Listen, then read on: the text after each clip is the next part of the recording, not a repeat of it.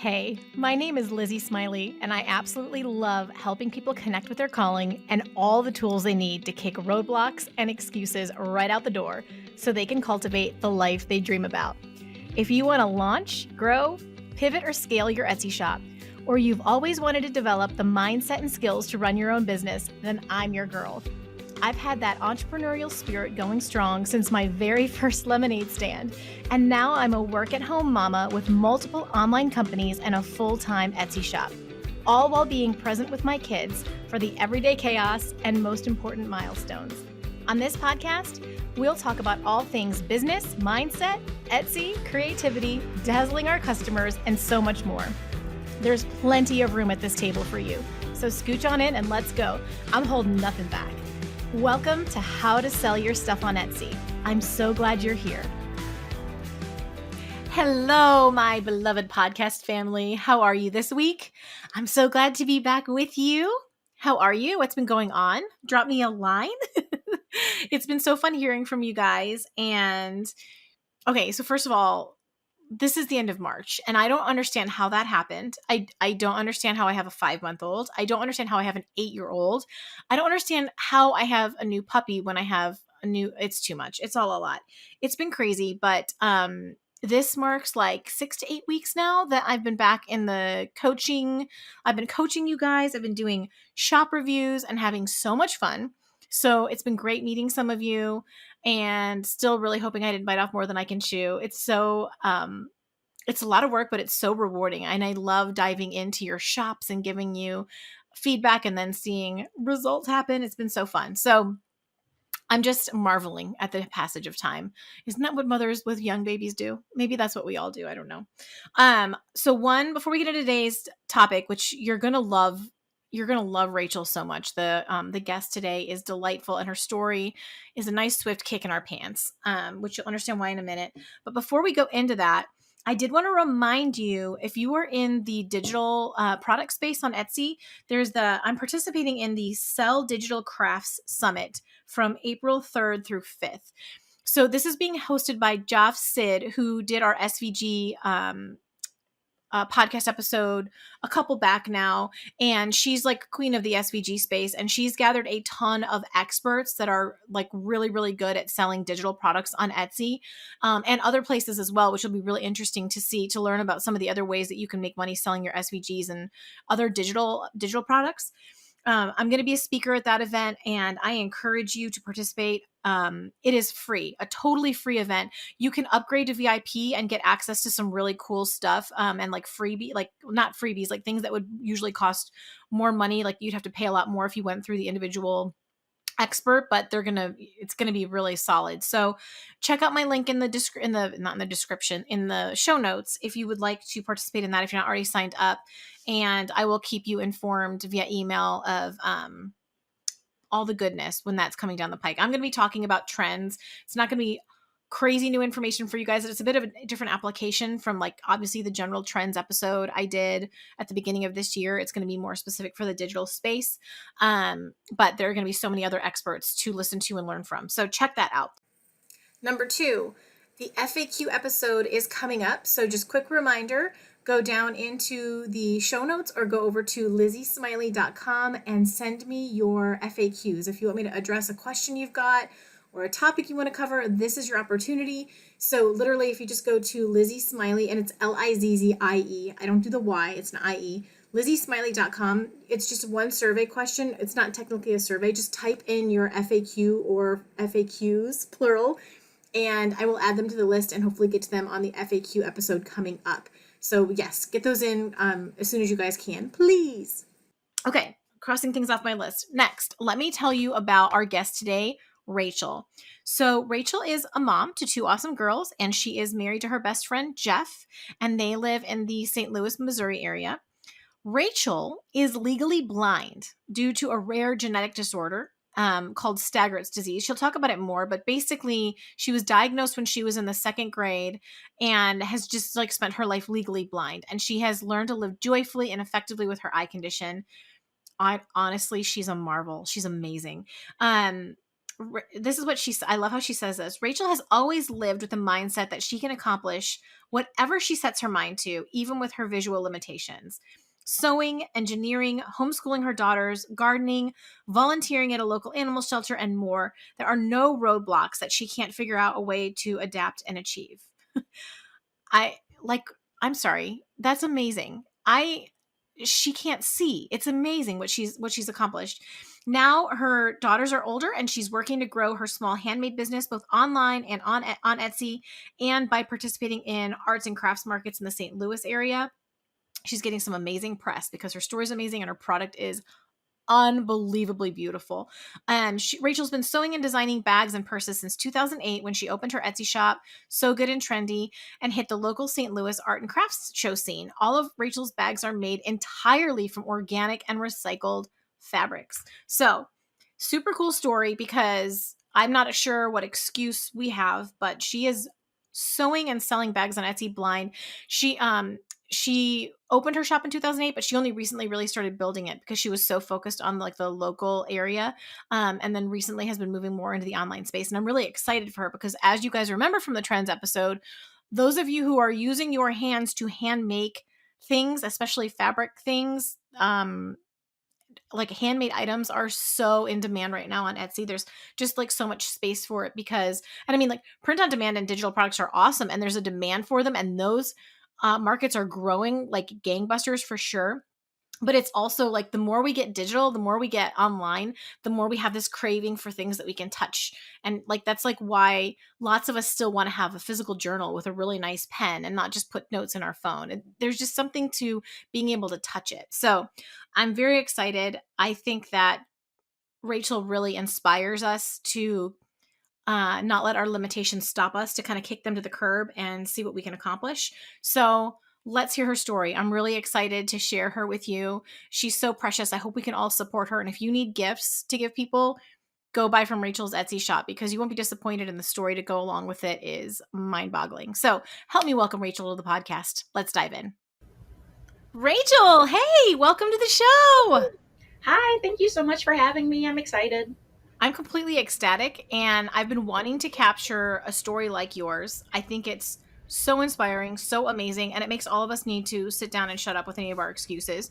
So thank you for your willingness. I really appreciate it, and I would love to kick off today and start by hearing some of your story. Like our listeners are going to eat all of this up. I cannot wait. So please give us your background. Okay, well, first, thanks again for having me. I'm super excited to be here. Um, I am from St. Louis, Missouri. I currently live there now with my husband, and I have two daughters who are 16 and 18. I grew up in a rural part of about an hour outside of St. Louis in a small town with my grandma and my grandpa and my mom and my dad. I had a very rural, out in the country, barefoot, gravel road kind of upbringing, So but it was jealous. great. Yes. I started sewing when I was in early grade school. My grandmother bought me like one of those plastic Singer sewing machines that you see in the toy stores. It was white with orange flowers. And I Yes. loved it so much that I absolutely ran it into the ground, sewing quilt pieces and things for my Barbie dolls, to where my grandmother and my mom went in and they bought me a real sewing machine from J.C. Penney. And about that same time in early grade school was when you're really young, the first eye doctor test they do is like a picture with a house and a tree and a dog, and they ask you where the apple is. And then when you go into second grade, they start to actually ask you to read the letters in like a more typical eye chart. And that is when the school recognized that there was something significantly wrong with my eyes. They immediately contacted my parents, and because I didn't know any different, like Yeah. I've always had vision the way I have some inklings of memories of things when I think I could see better, but I'm not 100% sure if those were just imagined or real. But so in second grade, they contacted my parents. They said something's wrong with her eyes. My parents immediately assumed that I was pulling their leg and just trying to get glasses, because in rural Union, Missouri, there wasn't a lot of specialists there that had recognized my rare genetic eye disorder. So I kept persisting that I can't see, I'm not making this up. And my parents took me to more and more specialists, and we started going to St. Louis. And after seeing a number of specialists, they finally found a retina specialist who immediately diagnosed me. He looked in my eyes and he saw the problem. And then he actually took me to an ophthalmology class of graduate students to show me his students, because he was like, "You're never going to see this again in your life. This Oh, kid's got this rare disease called Stargardt's." And from there forward, we had to start making plans on how to adjust and how to live with me having an eye disability. It was totally a blessing that it happened when I was so young, because I don't really know anything different than how I live with my vision problem. My mom and my grandmother and my family in general was very supportive, and it was never a oh, matter of, "Oh, you can't do that because you're legally blind." It was always, "Okay, how are we going to make this work for Rachel?" And so I kept sewing. I progressed through high school. I graduated with a decent GPA. I went to Missouri Science and Technology to study engineering. oh my Um, gosh. I graduated with a degree magna cum with a BS in nuclear engineering. Um, and I loved nuclear engineering because no one can see particles and atoms and neutrons interacting with each other. So it Oh kind of my seemed like gosh. a pretty smashing fit for someone with a vision problem. I did love it. I did love my career. I was able to move to New York and work for Lockheed Martin for 5 years, and I supported the U.S. Navy. I met my now husband. We met in college, and he moved to New York shortly after I did, which is super awesome and romantic. Um, but then now here we are. We left New York. We came back to St. Louis because we had children. We wanted them to be close to family. And when my kids got old enough to where I felt like I had a little more independence from them, I started sewing actively, and I created my business, So Good and Trendy. It was a good fit with the engineering because I could really think about how pieces fit together and dimensions. I also hung bags in my garage with gallons of milk because we have kids. So we always had lots of milk when they were little, to make sure all the seams could like tolerate weight and be an effective bag. And that was in 2008 when I started So Good and Trendy, and here I am now in 2023, and I'm really digging into my Etsy shop and trying to build that piece of my business, because most of my business I've done over the years has been in local art shows. Which we absolutely have to talk about because that is incredible, and my jaw's on the floor. Like you are brilliant. I have to segue here for 1 second, Rachel, because we had a little photo bomb situation behind you while you were sharing, and it was a kitty cat. Oh He was no. super cute. He was super, super cute. And so I need to ask because I mean, it's like I have to shut the door to keep my cat from being literally on my computer laptop. He would be blocking our view of each other. Can you tell us about your cat? So we have three cats, but the one that you're witnessing, his name is Etsy, which we did not choose. It's spelled Etzy. He's a little over a year old. My older daughter, who's 18, she's volunteered at the local animal shelter for the past 3 years, like regularly going up, cleaning cages, playing with kittens. Oh, And for 3 years, she made some like, "Oh, we should adopt this cat," but it was never really sincere. But then the January before last, a kitten came into the shelter, a little gray fuzzball. He is so incredibly petite for a cat. Like, he still looks like a kitten, even though he's over a year old. But she said, "Mom, his name is Etsy. We have to adopt this cat." And so, of course, we did. It was the first time she really asked for a kitten from the shelter, and his name was Etsy. So we it's had too him good. home. He's awesome. He's a fireball. He's actually on my Facebook page fairly often because he's always in my business. So this is very appropriate because he is very much part of your brand. Yeah, even when my brand started in 2008, we just got him in 2022. He's definitely a part of my brand, and my every piece of me sewing now has him. There was like a picture I posted today is him, and I use these crates, like little boxes, to keep all the projects I'm working in. So I keep everything together for each bag. And there's no greater joy to him as when a box gets emptied and a Oh, bag is done, because then here he we go. jumps in the box and sleeps. He just went by again. He is so he just owns it. Oh, he's sitting out here. Can I He's your have him mascot, Rachel. here? Oh yeah, let's get a full blown view since we've gone this. We've gone as oh he's so handsome. Hi He, Etsy. he says, Okay, "Oh, everybody, let you're it gonna have to go." go look at the YouTube video if you want to. Maybe I'll try to get a screenshot of this for the cover so you can see. This is hysterical. Okay, I love it. Rachel, that was a riot, and also I can't believe you're a nuclear engineer. I like when I said before we need to get rid of our excuses. I'm feeling officially like shame. It's just amazing. So, I have a question for you. Can I be your coach? Since 2012, I've been working with business owners in all different walks of life and helping them figure out how to grow their businesses, develop themselves, work through fears and challenges, launch a new idea, or create a very fresh vision for their life. One of my core strengths is generating ideas and casting vision on a project. And I would just love to do that for you. Whether you need coaching for your Etsy shop or a completely different business project, I'm here to partner with you for breakthrough and brainstorm brilliant strategies with you. My experience in everything from corporate America to network marketing to consulting, web design, blogging, Etsy, Shopify, social media management, and now course creation and podcasting has given me quite the breadth of knowledge to help my fellow entrepreneur. And I would be totally delighted to work with you. You can book a coaching session over at howtosellyourstuff.com or shoot me an email at lizziesmiley@yahoo.com and we'll find out if we'd be a good fit. I cannot wait to meet you and hear what you're dreaming about. Okay, I do want to ask about this though, because we all think about it's hard enough starting a business when you don't have any kind of disability, when you're just trying to figure it out and you have this whole other enormous massive layer. And I mean, you've been living with this your whole life. What does it mean to be legally blind? Because I'm guessing you can see something, you can see a little. Help us understand what, I guess I always thought that meant there was no vision at all. A lot of people do think that when they hear the word blind, they immediately think it's equivalent to like turning the lights off in the basement and Yes. complete blackness. And really, not when someone's legally blind, and most people who are considered blind, but not, I would say most, a lot, have some ability to see light, to Okay. see movement. There's various ways of measuring legal blindness. The one where I fall in the category of legally blind is your center vision is uncorrectable, like the best vision you can have with glasses, with anything, is 20 over 200. Wow. So what, like 20/20 is pretty typical vision. So 20 over 200 means what you see at 200 feet is what I see at 20 feet. Oh my gosh. Does that make Okay. I don't sense? see much at 200 feet. So, wow. And my vision actually is like, I think 20 over 21, 20, 210, 20 over 21, 0.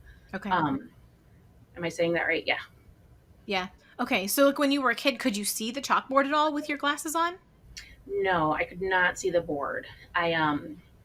I would either have to sit, like sometimes teachers would put my desk like up against the board, which is horrifying Yes. to an adolescent, right? Absolutely. Um, a lot of the times, like as I got older in college, I would be proactive and I would approach my professors and ask them, because most of them had their notes written in advance on transparencies, which I'm now dating myself, um, or some kind of write out. And so I would just go and ask them to give me a copy of that in advance so that I would have it in front of me while they wrote things on the board. If I had a situation where a professor didn't have those available to me, I would just look for a friend in the class and borrow their notes and copy them out after class. Okay.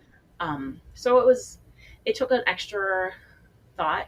I had to be very proactive and I had to really think through how I was going to make it work. And I would say in general, like 90% of the people I interact with, especially in college, and then I would say 100% in my career, were very supportive and very much of how do we make this work for Rachel? Because she wants to do this. Like I didn't, I hit my share of roadblocks, but I Mhm. think in general, people want to be good and they want to be supportive. Gosh, I kind of wonder. To me, the idea of New York, I know, and as a young woman, I would have been very excited about New York. But now, it's too many people and too much noise. But I'm thinking, like, actually, all the public transportation would have been helpful. Like, that wouldn't have been was easier. Actually, it was upstate New York. I should have said that Oh, more clearly. okay. So I lived outside of Albany. So there was still a little bit more public transportation, but it wasn't New York City, which I would have totally dug that. That would have been Yeah. amazing. But the job was in Albany, Schenectady. So that's where I went. Okay. Okay. Fascinating. So what led you to become an Etsy seller? I know we're going to talk about local craft shows here shortly, which is great. But how did that come to be? I mean, you're already starting to take off on Etsy, which is amazing. Oh, you're kind. It's exciting. I started selling on Etsy in 2008. I think Etsy was actually created in 2005. And I think it was my husband that was like, hey, have you heard about this Etsy thing? And it was so easy to set up a shop. I just took a couple pictures of some items and listed them, and I loved it. It was just something I could do it from home. I didn't have to find a ride anywhere. I have computer Wow. monitors and things where I can blow up text to make it so it's achievable for me. I loved it. It was a great outlet for me to get my product out. Well, I love that you're making a physical product. Like, I mean, we're gonna have to talk more about how you're doing that because I'm just thinking sewing needle, tiny thread going through. I can't. I know you'll explain it to me, but I cannot fathom what that is like. And then also taking pictures. Like, I can barely do it with vision. I can't. I just don't know. Yeah, like help me out with this because I like how have you overcome the vision challenges you must have faced making your products? Like just I mean, like forget just the shop, actually making them. How does that work? So the advent of automatic threading on needles and sewing Oh, is that a machines, thing? life altering for me for sure. Because like when I was younger, my grandma would always have to come thread my needle. If I was at home, my mom would.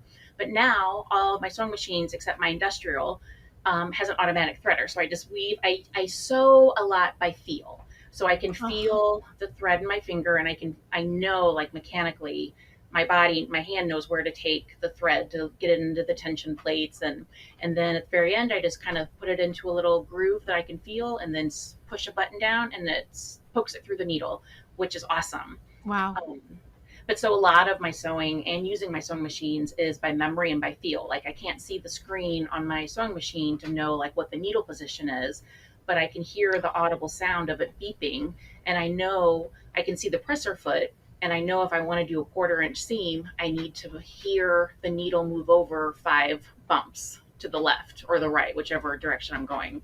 Um, I have a magnifier that we mounted on one of my sewing machines. And more recently, in the last few years, I realized I could use my iPhone. So I bought like this gooseneck clamp, but I clamp it on my sewing table, and then I can move my phone in magnifying mode in front of my sewing machine and bring it, zoom it in. So like the needle and the presser foot are like almost full in the screen. And I can actually see exactly where the needle is hitting. So I can do like really ornate applique, and very Wow. like you just really cognizant of where my top stitching is, and that's been awesome. But I will say, I've only sewn my hand one time No. significantly. I hit my thumb. My husband brought this up, and he's like, "You should talk about that," because on a lot of these computerized machines, like my word machine, there's a needle down button, like right in the middle of the head, like 4 or 5 inches above the needle. And something got stuck, and I had my hands down and my bobbin, and I was trying to get thread out, and I got so close that my forehead hit the needle down button, and it went into my thumb. And when I pulled it out, the needle came with me. And I won't go into more details, but my husband's response was, "Let me go get the pliers and I'll take care of that." I was like, "No, we are still going to urgent care." Oh my Like, gosh. and so only once of blind have I put a needle through a thumb, and I'm here to still. It's okay. I keep sewing. Oh my gosh, that would be that's my greatest fear. Looking at the needle. I can't even fathom. Does he help you quite a bit? Like, are there things that you need help with that he helps you, or you've sort of figured it all out? My husband is a really big part of this. He is awesome. He's very supportive. He clearly drives me to art shows because Oh yeah. everyone can rest assured I don't drive, so that's okay. But he does, anytime I make something, whether it be for an art show or being shipped out on Etsy, he does a once full over on it to make sure that everything's Wow. at my QC control. He also does trim my embroidery for me because the threads are super tiny. So I'll stitch out the pattern, and then he'll come back with a little pair of surgical scissors and help get all the itty bitty threads taken care of. He also sets my rivets. He is very Okay. good at using my cam snap rivet press, and he can come in and do all that for me, which is very kind. Ugh, praise God for the husbands. I couldn't have done my shop with the wood signs without mine either. He built every single thing. He boxed almost everything. Like they're like you said, they're just certain things. And I mean, like the rivets, that takes a lot of hand strength, doesn't it? Or am I thinking of the wrong tool? I don't. It's not terrible, but it's great that he can do it because then he can see to. Because if you poke a hole, and that is when my bag is done. Like that is one of the last things to happen. Okay. So when we poke a hole in the strap, and then set the rivet to make the tri glide so that it can be adjustable, do its magical part and be adjustable. If I put the hole in the wrong spot, the whole bag would be done, and that would be upsetting, right? Um, Absolutely. so he does come in, and it's really nice to have him here. We put a TV in my sewing room so we can watch football or, Oh, have something on that we both enjoy. And I look forward to when he comes down in my sewing room and helps out. the your pieces are absolutely gorgeous. Like you're going to carve your entire own niche out on Etsy because it's just something that's not even copyable. And I'm amazed at the detail that you produce with all of this. It's completely I know that I don't have words. I don't have words for you, Rachel. It's amazing. So let's talk about the craft shows since that's kind of been the bread and butter, how you got started. What role have they played in growing your bits in your business? They have been significant. They are very much a part of the St. Louis community. There are craft shows, there's handmade markets. I've done farmers markets. I've done pretty much everything out there I can get into. It's a lot of fun. It allows me to meet people, and then they Yes. can have that great customer service piece where they're not just buying something from this big box store, but they're buying a little piece of me when they Oh, buy my bag. And I love it. And it also, I can give them a link to my Etsy shop, and I find that people like to come back and continue supporting. Like they bought a bag and then they're like, absolutely. oh, I want to get a wallet for my mom for her birthday, or so I think that the local art shows and having an Etsy shop really dovetail together in a really elegant, nice way. I think that a number of people in my life are going to be getting handmade gifts from you for Christmas this year because that is just so cool. I just still I can't get my brain around it. So like how often do you go there's so much I want to ask about the craft shows. Yeah, I do want to know how often do you attend them? Um, this time of year is rather slow. There's not very Okay. many available, but the spring things start picking up a little more. Doing my first major show this year is going to be in May, and then I have another one in July scheduled. So once like the spring and summer, I try to do one a month, and then when the fall hits, I could do one every weekend if I wanted to. There are so Oh my many gosh. opportunities with fall festivals and holiday markets.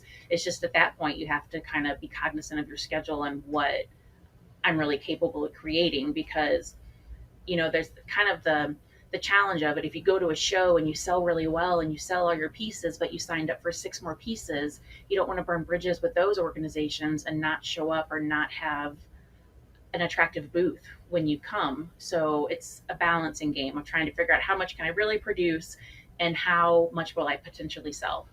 Yeah, how many pieces do you have to take to one of these events? Like how many do you have to have ready? Um, I don't know the exact number. Yeah, Uh, but it's not 10, my guess. no, I use like those big crates you use to like package up your holiday stuff. I like Yes, get it for from a sure. big box store, and I try to take 4 to 5 of those completely jammed full with bags to every event. Like that's my goal. Okay, and do you have like best sellers that you know are always going to do really well? I do. I have several designs that I load up on, and like I kind of as and those change. Like they're not always the same. Like there'll be one year where everyone wants a big bag, and then I start seeing people gravitate towards smaller bags. And right now, that's what I'm finding is either people are buying really big messenger bags, or they Mhm. want like little phone pouches that are crossbody or like a fanny pack type, something small they can get their phone and their credit cards in and be out the Mhm. door. Oh my goodness. I'm sorry, I've totally gone off I like have all these other questions I want to ask you. But you know what? This is really smart. So like you guys that are listening, let's say you have a handmade product and you're having some trouble getting an edge on Etsy, or there's not even really a like a niche that exists specifically for your product on Etsy. If you go to these craft shows and you're handing out business cards, you can drive traffic to your Etsy shop. And the thing that happens is, as soon as if you create some of that traffic to your Etsy shop, this will help you too, Rachel. If you create some traffic coming in from other places, whether it be in person, whether it be like maybe you're selling on consignment through a local shop, or you're going to craft shows, what's going to happen is those sales what's going to happen is those people are then going to come shop at your Etsy shop, and then those sales are going to bump you up in the algorithm, and it will create a marketplace. So you'll start to get shown to people who are searching for more general things rather than the really specific. So this is just Rachel has found a really cool specific way to get into the market, to get herself inserted in the market. And it doesn't hurt that you're doing a handmade product in a time when so many people are moving towards a digital, or when there's nothing wrong with digital or print on demand. I'm a huge fan, but it's also going to open up really cool doors for the handmade space. So, okay, so one of the reasons that you and I connected was because of the local press article that you sent me, Rachel. So, how were you able to get the attention of the local press? Because this is another technique that people can use to blow up their business. I do think it's really important to take advantage of local press.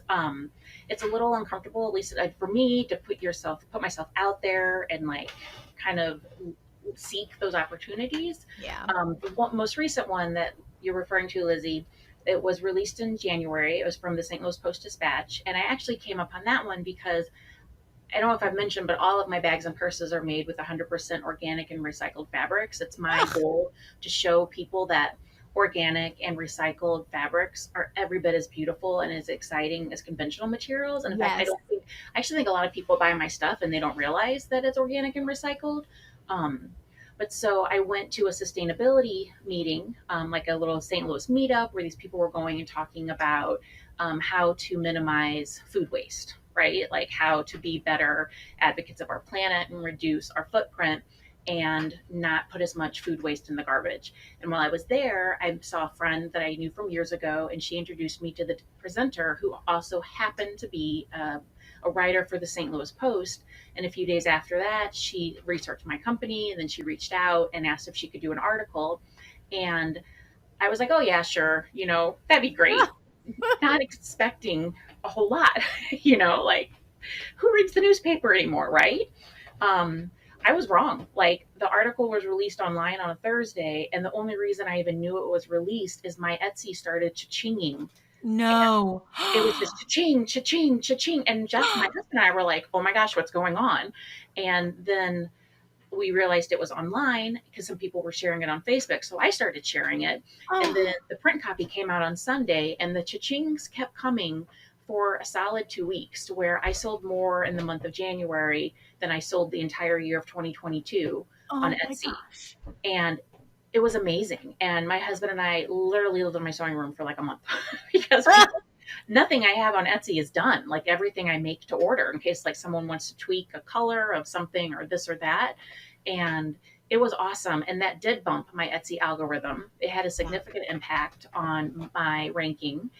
And 99% of those sales were local. And it's still paying dividends back to my business because I'm getting found by people in Texas and Florida and California Yes. and all these other people now. Because that proved the value, how valuable your product was, and that created that. I had an idea for you. I want to mention, Rachel, when you were saying people didn't realize that you had an organic recycled material. If you haven't done this already, and I just don't recall because I looked at your Etsy shop over a week ago, and I have a newborn ish. I still am not sleeping. You on your listings, if you haven't done this already, add a graphic that says it. So like people usually won't read the description or read the shop announcement or anything like that. You want to actually put a graphic into your photo galleries, every single one, and you can use the same one for each. Just like made by 100% made from however you want to state it, but make it simple. Don't make it busy. Like a simple and in your case earthy looking graphic that just says that on it, and you will see your sales go up even more because when people are browsing, they will get pulled in by even just that. That is an excellent idea because I've been trying to figure out how to get that across Yeah, because but I just didn't know. So thank you. make it like the second or third picture, so that it's pretty early on in there, and just everywhere you have to realize, everyone listening, that people don't read the descriptions. You've got some of your like type A who read everything, and they're the people who, and I respect them, like I need more of them in my life. They read the terms of service before they check the little click box on every single thing they subscribe to. But most of us, like, look, we're just like, someone so and so said it was fine, and we just go with what the picture shows us. We don't go into the details. So you want to put that information, put it in your I would put it in your tagline that goes under your like that goes right under your shop name. Put it in your shop announcement. Put it in your photo gallery. Put it in your description. Put it in your about section. Put it in your FAQs. Put it everywhere, and that way you're more likely to have people find it. I will. Thank you. That's a great suggestion. Yes, and if you have the space for it in your titles, that's a great place too. Make sure you put it in your titles. So, okay, that was a total side note, Rachel, but hopefully helpful. Do you think the support, like there's like that hashtag support local? which I used to use all the time with my reclaimed wood because I loved selling them locally because I didn't have to pay the enormous, it was like $50 to ship a sign. Oh, Do you think, I know the hashtag support local movement has made a difference in your business? Like, do you think that's something that other sellers could look into that would help? I do. I think the local support is pretty significant. I feel like here in the St. Louis community, there's a lot of people who actively come to the art shows and the craft shows with the intention of they're here to support a local artist. And I think that's fantastic. And I like to do that too. I think, like, actually, as I'm doing my necklace I'm wearing is from a local artist, and she's actually become a friend. And I think the local supporting local is important. I know when you do the art shows, some people will look at your price tags because it is handmade. So it is going to cost more than if you went and bought it from a big box store. And some people look at the price tags and roll their eyes or, like Yes. throw the bag back on the rack because they're insulted that you would charge that much. Like, you're not at a flea market. It is not a flea market. I know, and it's not. It's come on. But the bulk of people are very respectful and Mhm. they feel really good about being able to support Rachel. They're not supporting this nameless big box store. And that big box store I shop at, like a lot of them, I'm not saying there's anything wrong with them, but people come to these shows because they want to support local artists and have a piece of not just a bag or a piece of jewelry, but they want to take home the story of who their creator was that made that piece. I mean, there's going to be a rotten apple in every bunch. I did one craft show and after that I was just like, I will pay shipping. um, After that, it was just not I'm an outgoing introvert. So I do not like large groups of people. I can do one-on-one or small groups all day long and be super happy. If I'm in a big group, I'm finding the other entrepreneur in the group and tucking away in the corner and having like a conversation about like funnels and marketing or whatever. I cannot. So the craft show was too much, but I will say my ego was a little scarred because there was this one mother-daughter who walked past and they were kind of peeking at the signs and the daughter said, I could make those. And I'm just like, so then make them. Like, you don't have to comment about it. Yeah. But like you said, I agree for the most part. So you have to have kind of thick skin, but for the most part, people are lovely. And it's actually really nice to have that like one-on-one moment with them. And I bet with your story too, it's just even more powerful to be able to have that personal connection. Yeah, they don't. I don't know that I feel like I don't look legally blind Not at until, all. well, when they see me use the Square app on my phone, if they're charging with the card, then it's painfully obvious because I have nose prints all over my phone because I have to hold it so close. Like my Coke bottle glasses I wear, and they're like, "Can you see?" No. How do you sew? Very carefully. Does that come up genuinely? Does that come up like all the time? Oh yeah. I mean, a lot, not just at art shows, but like I remember the days when I used to write checks at the store to like pay for groceries. People are always like, "Are you blind? Can't you see?" Oh my One time gosh. I told someone I had scratch and sniff checks because I just didn't feel like dealing with it that day. That is sassy and I love it. That is so good. I was like, Oh my "No, gosh. you want to smell it?" Like, Yeah, it's cool. really. I can imagine, yeah, trying to write the check right there and the number. I'm so glad we don't do checks anymore. Today's podcast is brought to you by the Perfecting Pinterest e-course by Sophia Lee. Okay, so I'm particularly excited about today's sponsor because if you use this resource correctly, you could completely blow up your Etsy shop with sales. No joke. If there was ever a game changer for Etsy success, it is Pinterest and learning how to master it. Before I tell you more, you need to know I have quite literally spent over $1,000 on Pinterest courses over the years, several thousand on blogging courses, and I learned a ton. Most of them were valuable. I don't have a whole bunch of regrets. But earlier this year, I was introduced to the blogger Sophia Lee, who started her blog in college and has killed the game. 4 years later now, she's earning $70,000 plus per month from her blog. I was intrigued.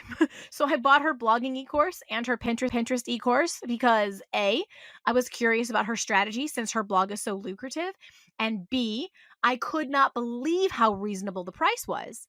Like, wow, compared to what I have spent before, it was an absolute steal. I also have a blog in addition to my Etsy shop. And so I learned early on that Pinterest is the most powerful way to get readers to your blog.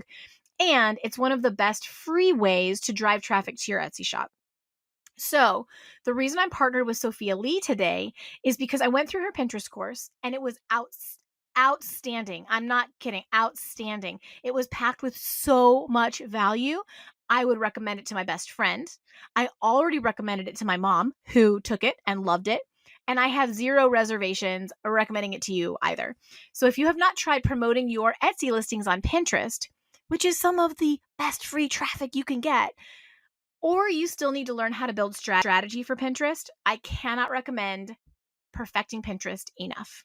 Sophia Lee built her Pinterest course to teach bloggers how to promote their posts, but what you'll learn directly applies to your Etsy listings too. In all the places where she is linking a blog post, you'll do the same with your Etsy listings. I feel confident you'll get a ton of value out of it. You can grab my link down in the show notes and check out the course info today. It's immediately available to you, and I am so excited to see what a difference it makes. Okay, so goodness gracious, what encouragement would you like to share with other folks listening, maybe who also have disabilities, and it's been sort of made them kind of take pause? And then for that matter, or anyone else who has reservations about getting started, I mean, I feel like I said, I feel like we've kind of gotten a nice little a sweet kick in the pants, but nonetheless, what do you think?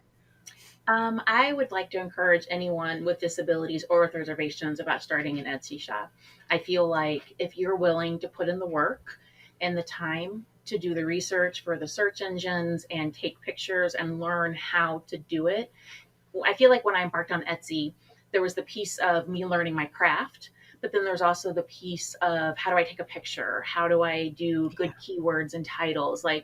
But I do think it's very doable. I think if you're willing to put in the work and you have a positive attitude, I think it's totally achievable. I think Etsy is a very great place to start. It's a very user friendly platform, and I would just like to encourage anyone that they can try it. I mean, it's 20 cents to start, right? To set up your first listing. It's a pretty low investment and it can have huge returns.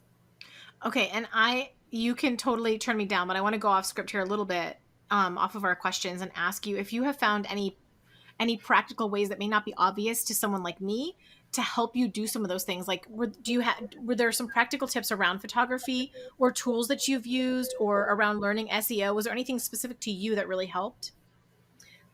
Related to my vision or just big picture Etsy store? I think I would like to hear specific to your vision, if you don't mind, because I think that would be the harder thing for someone else to sniff out. Um, with regards to pictures, a very big background, Okay. like a big background. We ended up going to Home Depot and buying like these large slats of, it looks like old barnwood, but the bigger my background was, then I had more forgiveness in taking the picture if I was a little to the left or the right. Do you see what I'm saying? Yeah.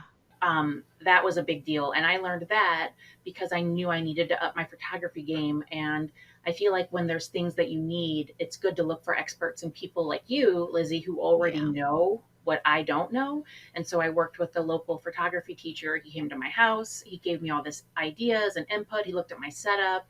I paid him a fee and he left. And I completely thought it was worthwhile because I feel like it made my pictures better. And he could see the things that I wasn't getting right. And his suggestion was get a great big background, then you've Okay. got plenty of forgiveness on how you take your picture. Okay. And then everything else would just be like the magnification someone would already be using on their computer screen, right? Or whatever they're using already to blow up their phone, like things on their phone. Are there apps or things like that that you use? You know, I use an Apple iPhone and a Mac computer, and I find personally that Apple has done a really superb job of coming up with ways of making their devices accessible to people with both vision and hearing problems.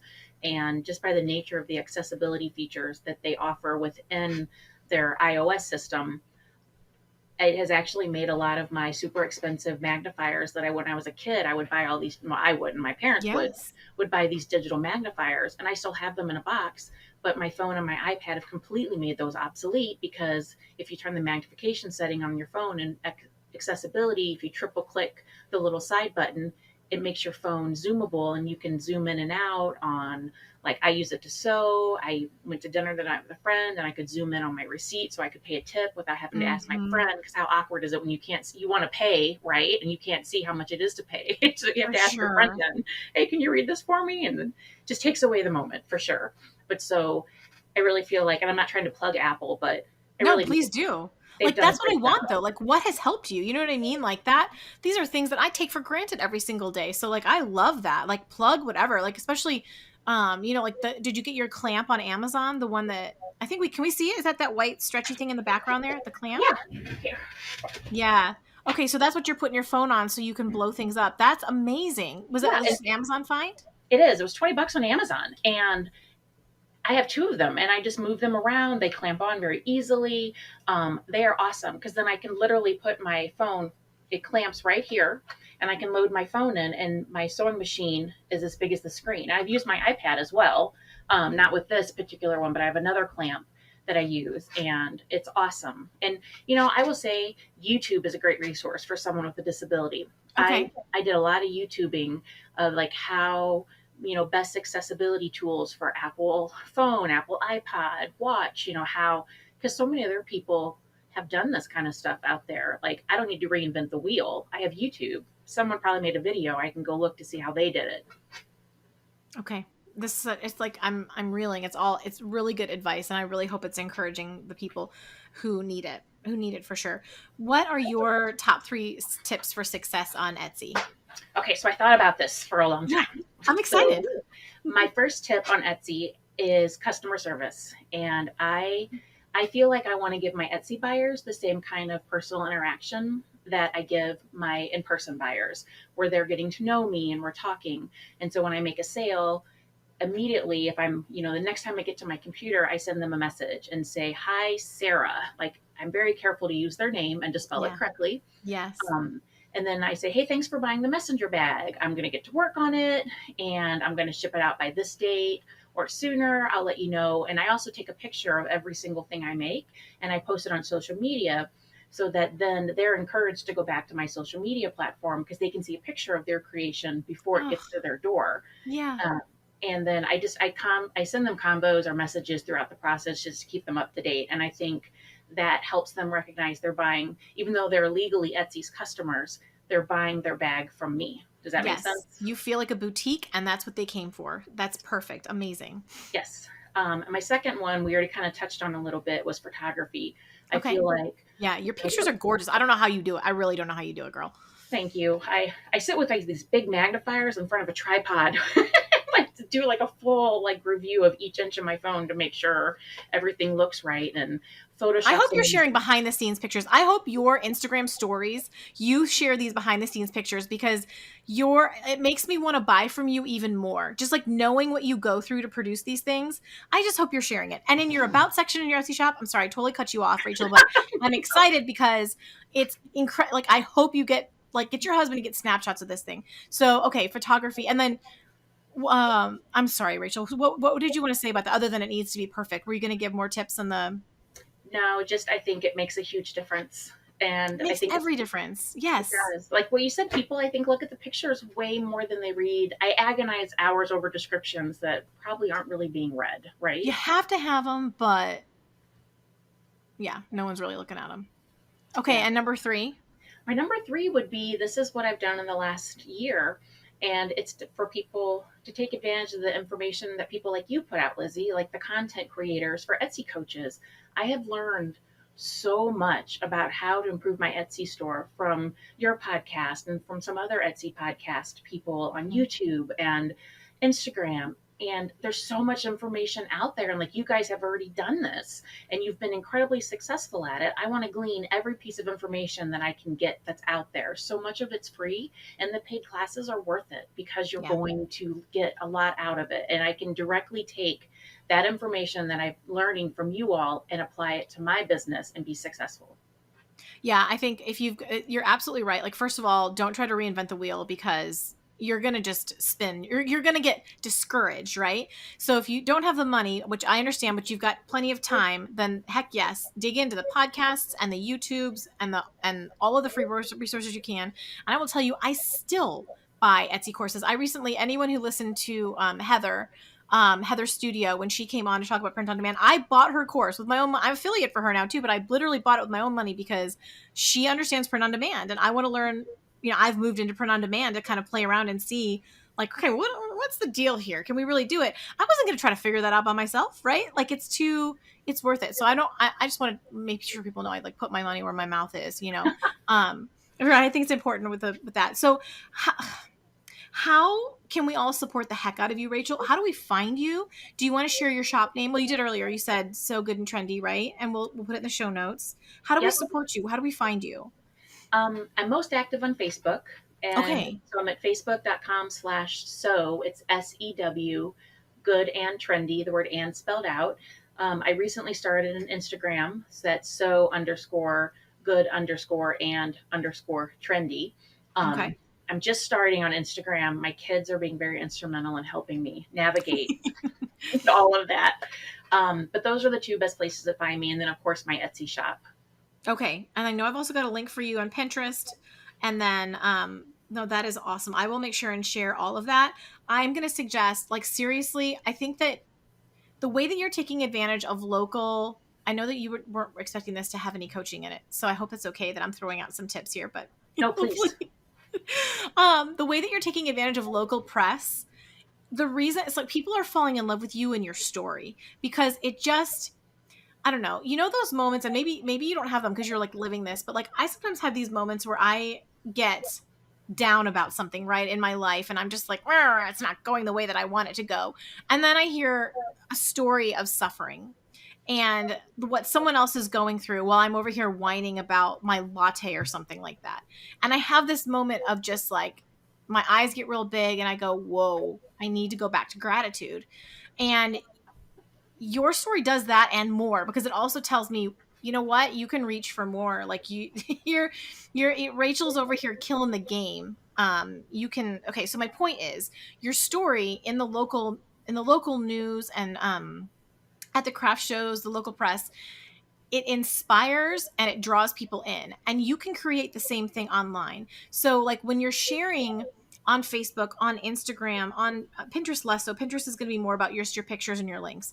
But make sure you're sharing what it looks like behind the scenes and what you go like it's to you it's every day and maybe even I don't know we even talked about this maybe even it feels like oh I shouldn't share that. I want you to share that 10x. Like if I could talk to your daughters and get you on TikTok, oh, I, because it would be like the local press, like times a million. You know what I mean? Where they could get video clips of you. Go ahead. What are you going to say? No, I've had this conversation with my husband and my parents, my father, and my mom, and my kids recently of like, how much do I want to share about that? I Yes. don't know.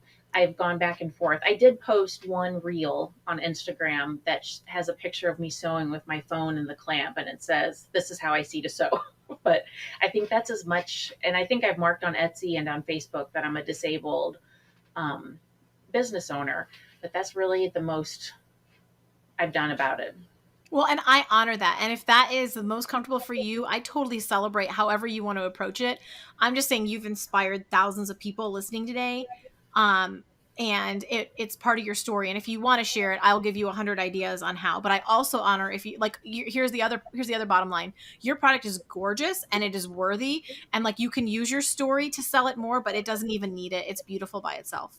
Oh, you're nice, and I am open to any suggestions you have because you have been down this road. And although I've had my store since 2008, I really haven't invested in trying to make it something sustainable until this past year. And so I would very much, I love ideas, and I learned so much from you just from your podcast, and I'm very grateful for all of that. So thank you.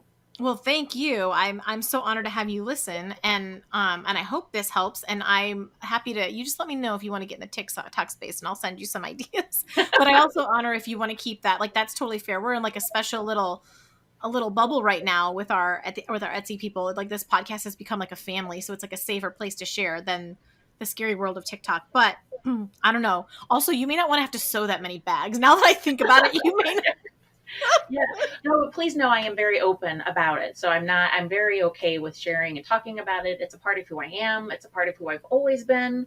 It's kind of like, I'm a mom, I'm blind, and I like to garden and sew.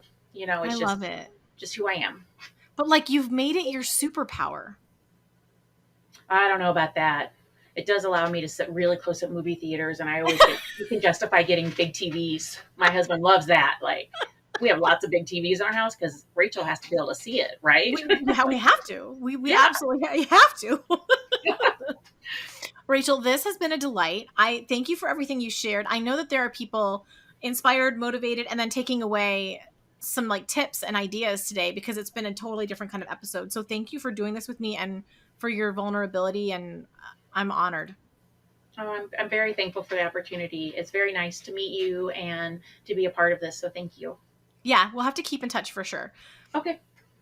Okay, so thank you so much, everyone. Thank you for listening. Please go support Rachel. Don't just go peep her store and put her views up. Like, go support her. Check out her Instagram if you want to see the products. And until next time, go make something awesome. Bye, guys. And that's a wrap on this episode of How to Sell Your Stuff on Etsy. Thanks so much for hanging out with me today. If you're looking for more resources, head on over to howtosellyourstuff.com where you'll find podcast show notes, all the links from today's episode, the blog, courses, coaching, and more.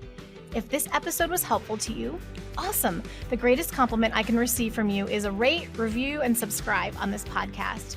Not only will it allow us to connect again on a future episode, it lets me know I'm providing you with value and helps other people find this content more easily. From the bottom of my heart, thank you for your support. Have a great day and see you next time.